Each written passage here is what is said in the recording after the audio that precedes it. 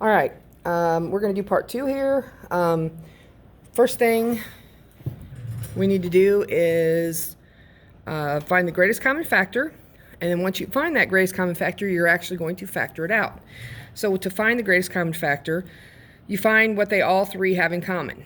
It has to be able to be divided out of all three pieces here. And as you can see, all three of them have ends, but this one only has one end. So we can't take two ends out because we can only take one from here. So we can pull an end out of all three of them. If I take one of the ends away from here, I'll have two left. And if I take one away from here, I'll have one left. And if I take one away from here, all I have is the one left in front of it. And another way you can look at this is think n times what here is going to give me n cubed. Well, n times n squared. And then n times what gives me n squared. N times n gives me n squared. And then n times what is going to give me n? Well, we have to multiply it by 1 to get n. So this would be the answer that they are looking for. All right, so then on 33, what they have in common, pardon me, I said it's 44, not 33. Sorry. What they have in common, these are both multiples of 3, right? So I can take a 3 out, and they also both have x's, so I can take an x out. Which means I have what at 3x times what is going to give me 3x squared. Well, I already have the 3, and I have one x, so I need another x. So 3x times x would give me 3x squared, right? And then here, I need a 9. So 3 times what gives me 9? 3 times 3. But I already have the x, so I don't have to put another x. So I'm done. 3x times x is 3x squared. 3x times 3 is 9x. And that's it. On 45, notice this has an x squared and x, but this does not have an x, so we cannot factor an x out of this. But we have an x squared, an x, no, I'm sorry, we don't have any x's. But this, and this are all multiples of 3. So I can take a 3 out of here. So 3 times what gives me 6? That would be 2. And then 3 times, it would have to be x squared, right? So I would get x squared there. Here, 3 times 3 and an x would give me 9x. And back here, 3 times negative 7 would give me negative 21.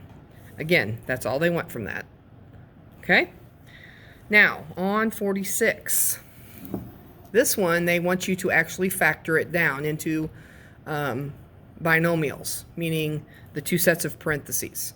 So on this one, we take 1 times negative 8 is negative 8.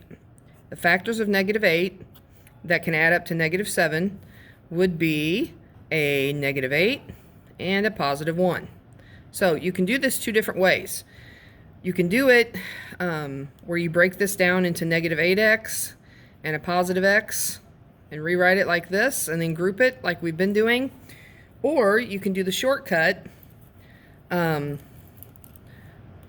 you have a number that's just a 1 in front of the x, or the x squared, I'm sorry, or the whatever variable it is here that's squared.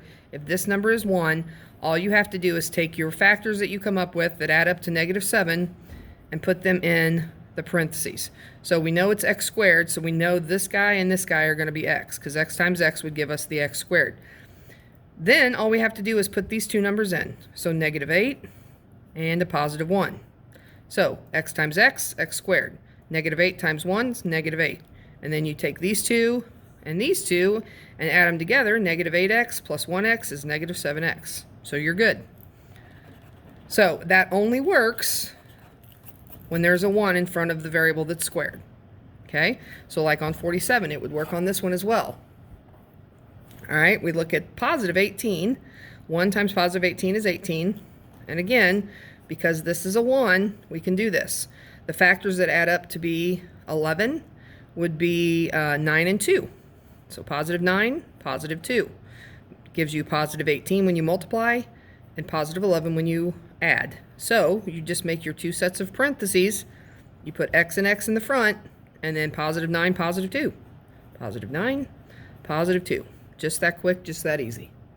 All right, now on number 48, we are not going to be able to do that because we have a 4 here. So now we actually have to do the AC method. So 4 times negative 3 gives you negative 12. So we need the factors of negative 12 that add up to positive 4. That would be a positive 6 and a negative 2. So we rewrite this equation, 4a squared, but instead of 4a, we're going to write 6a minus 2a, because 6a minus 2a gives us this 4a, right, minus 3. And that allows us to factor by grouping here. You group the first two, and you group the back two. Make sure you get that negative 2 in there.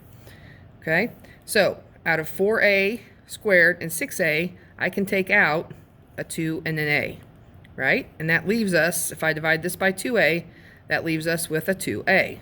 So again, you can check yourself. 2 times 2 is 4, a times a is a squared. All right?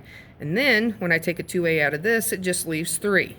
You can check that as well. 2 times 3 is 6, a times, there's no a, so it just stays a. So that's correct as well. Here, we have negative 2a plus 3, which is the opposite of this, right? So if I multiply all of this by a negative 1, I would get a positive 2a and a positive 3. So these two would be exactly the same, and that's what we need. So I can take 2a and negative 1 and put them in their own set of parentheses, 2a minus 1, and then these two are both multiplying times 2a and negative 1. So I'm going to put them right here, because what ends up happening now is 2a will go times this and this, which is what it's doing here, and negative 1 will times it times this and this, which is what's happening here. Okay, and that is all she wrote.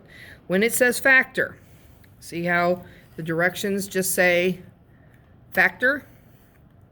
Okay, when it just says factor, all they want are these, the factors.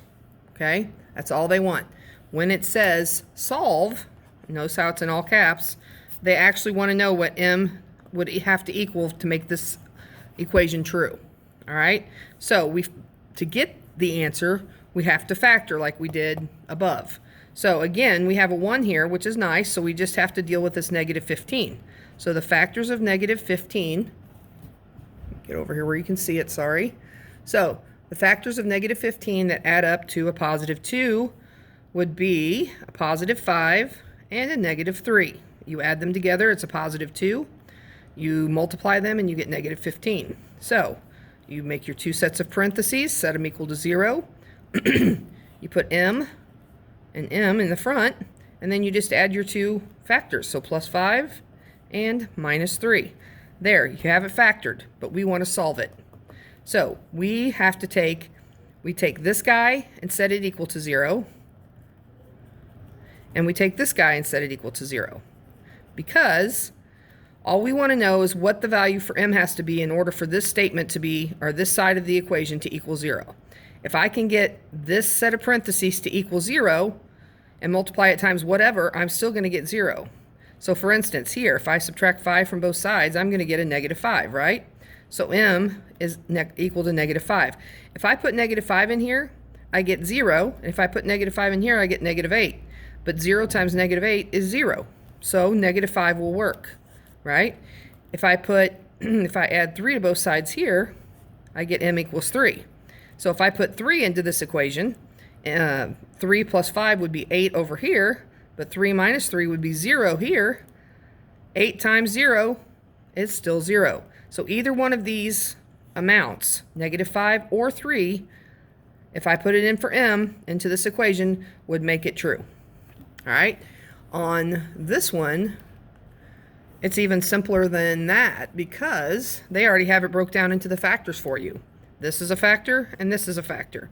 So you set both of these equal to 0. So b equals 0, and that one's already done for you. You don't have to do anything. It already says b is 0. If I put 0 in, 0 times 12 would be 0. So then I have to do the other factor, set it equal to 0, subtract 12 from both sides, and b would be negative 12, meaning if I put negative 12 there and here, I would have negative 12 times negative 12 times 12, or plus 12 would be 0. Negative 12 times 0 would be 0. So negative 12 will work also. So you would have to list both answers. All right, I hope that helps, and I will see you tomorrow. Bye.